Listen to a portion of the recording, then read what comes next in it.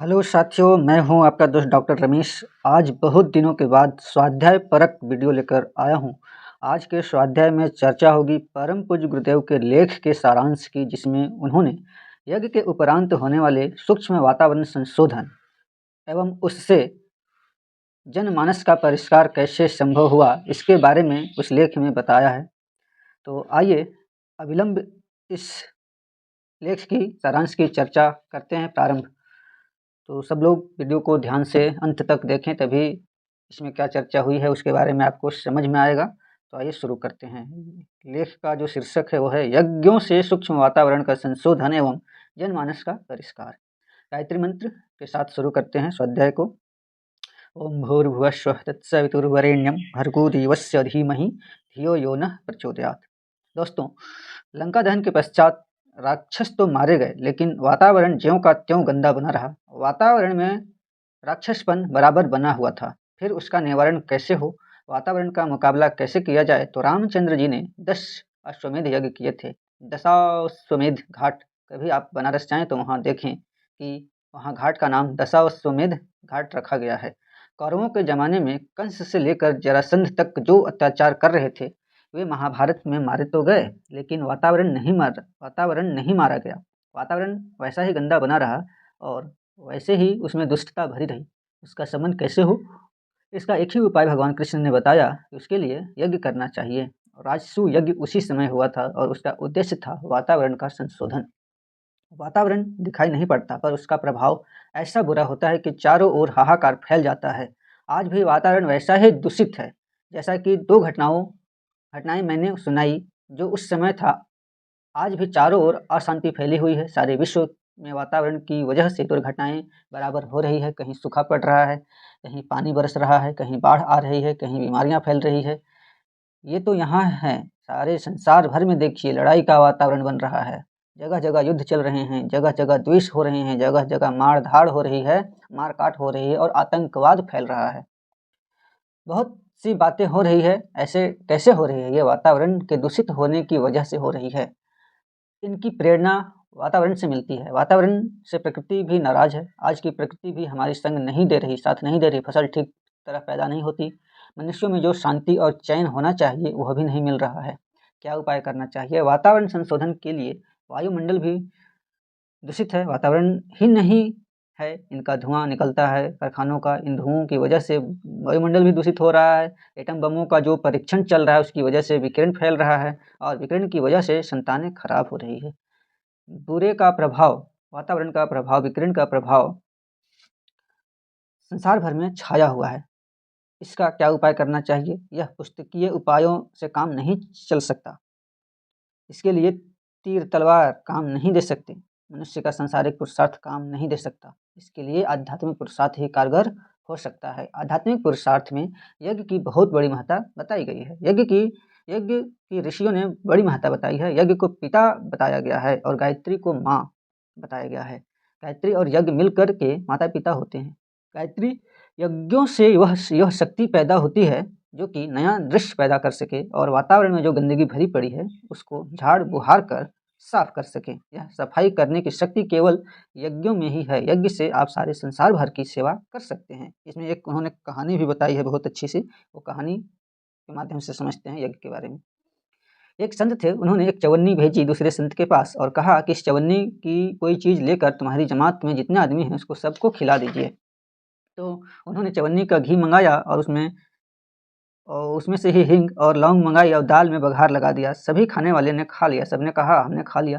फिर दूसरे संत की परीक्षा लेने के लिए उन्होंने एक पैसा भेजा और एक पैसे भेजकर कहा कि इससे सारे संसार को भोजन करा दीजिए। तो सारे संसार को, थोड़े से आदमियों को तो करा सकते हैं, लेकिन एक पैसे में सारे संसार का भोजन कैसे हो जाएगा? उन्होंने कहा कराया जा सकता है। एक पैसे का घी और हवन सामग्री उन्होंने मंगा लिया। उस ज़माने की बात कर रहा हूँ जब एक पैसे बहुत बड़ी कीमत थी, एक पैसे की। तो उन्होंने उस हवन या घी से, हवन सामग्री और घी से वो यज्ञ किया। उससे क्या हुआ कि वायुमंडल में उसकी सुगंधि फैल गई और जिस किसी ने उससे सारे संसार के मनुष्यों को ही नहीं, पशुओं को, पक्षियों को, प्राणियों को, सबको खाना खाने को मिला, आहार मिला, वायु मिली। वायु वायु जो मिली उससे उसका परिपोषण हुआ और उनके शरीर का रोग निवारण हुआ। उससे एक पैसा कितना काम आया, किसी को एक पैसे आप दान दें या खिला दें तो उससे क्या हो सकता है, लेकिन यज्ञ कर दें तो यज्ञ हवा में शामिल होकर इस तरीके से फैल जाता है कि जैसे पानी में तेल डाल दें आप तो वह तमाम जगह फैल जाता है। इसी प्रकार से यज्ञ में जो चीज़ें हवन की जाती है उन सबका सारे वातावरण वायुमंडल पर असर पड़ता है। तो ये पूरी हमने कहानी के माध्यम से बताया गुरुदेव ने कि यज्ञ का बहुत ही बड़ा रोल है वातावरण को संशोधित करने में।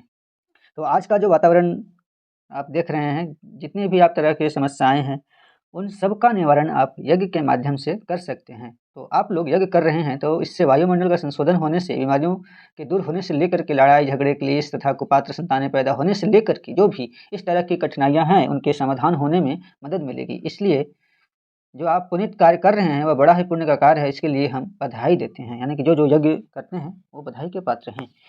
इस समय इसकी आवश्यकता क्या पड़ गई, इस समय एक बात और नई पैदा हो गई है कि इस समय युद्ध के संकट और दूसरे संकट तो प्रत्यक्ष हैं ही, दिखाई पड़ रहे हैं। आतंकवाद का भय भी आपको सब तरफ फैला दिखाई पड़ रहा है, सारे विश्व में दिखाई पड़ रहा है। हिंदुस्तान में ही नहीं, पंजाब में ही नहीं, सारे विश्व में यही वातावरण दूषित हो रहा है। ऐसे ही इस दूषित वातावरण का संशोधन करने के लिए यज्ञ से बड़ी कोई और वस्तु है ही नहीं, जिससे कि हम सूक्ष्म जगत का परिष्कार कर सकें।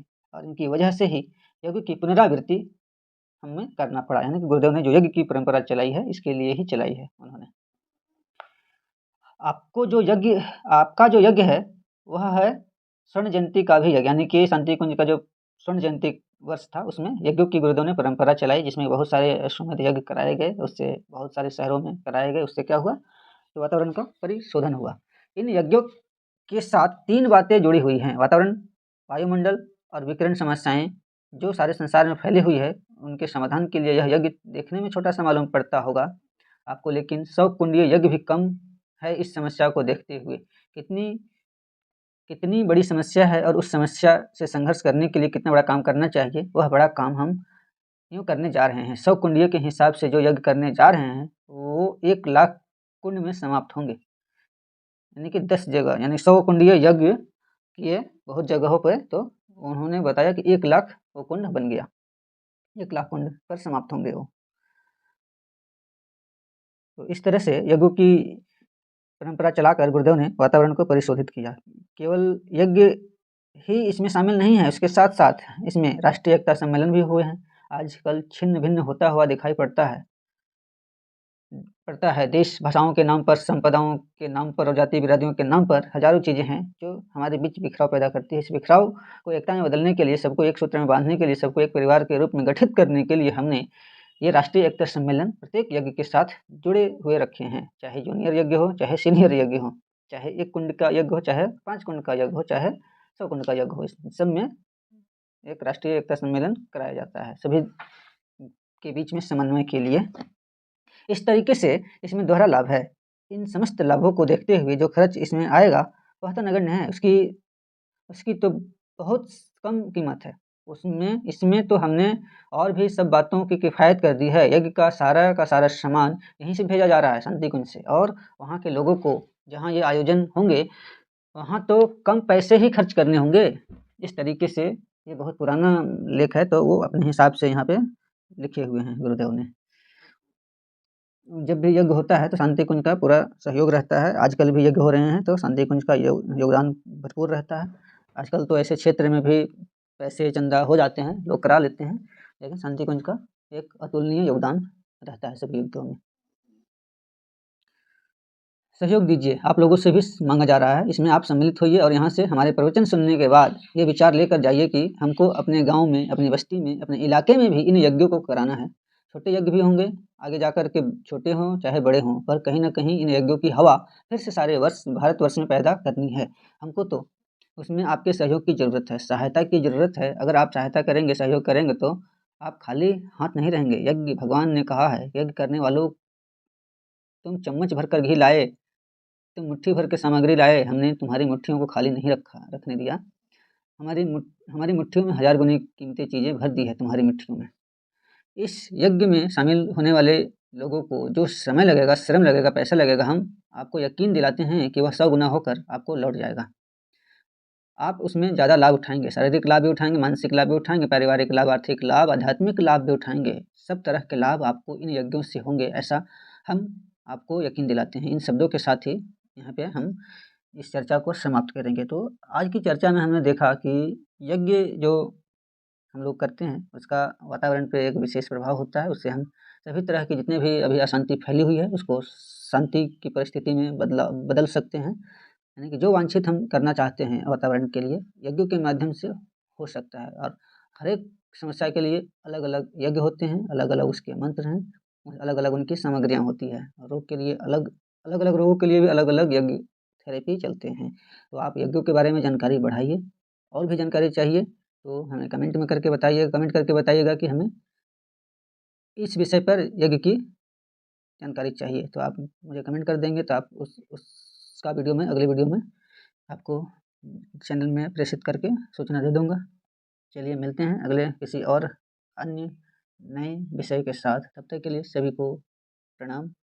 और जानकारी अच्छी लगे तो आप लोगों तक इसे शेयर कीजिए, ताकि लोगों में यज्ञ के प्रति जो एक क्या कहते हैं अंधविश्वास बना रखे हैं, उसको मिटा सकें हम लोग।